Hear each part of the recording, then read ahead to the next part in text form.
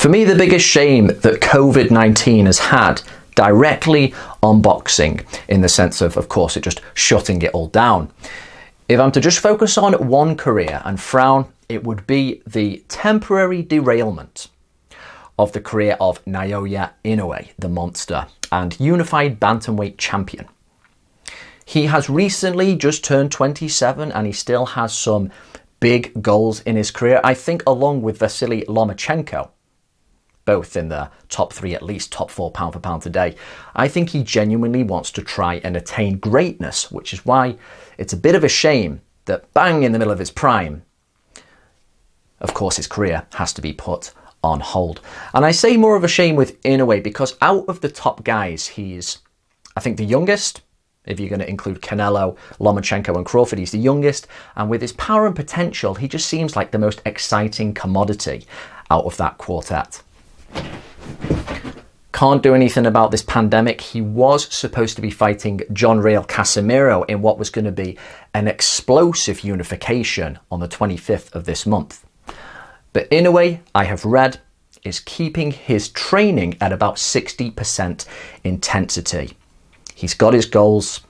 He's going to keep that engine ticking over. And now he's hoping that he can possibly get the fight in Japan. It's a shame he won't perhaps have his American debut as was scheduled. But he's on the understanding that if Japan can get this virus by the scruff first, then perhaps the unification can take place in the land of the rising sun. Inoue, of course, absolutely huge star in Japan, probably similar to what Anthony Joshua is here in the United Kingdom. And Casemiro, colourful character, big puncher, he's got a belt. And Philippines, of course, being closer to Japan, it's a big deal for a small fight, in terms of stature anyway. Inoue has also said now that he would possibly like to retire at 35. This is more common these days with active fighters in their prime, thinking health, thinking future, and they normally say around 30, ideally, I want to retire. Inoue said 35. If he could at least get one fight this year and continue his career 2 fights a year, that leaves us with still a lot of top quality fighting to go. So it doesn't mean a lot.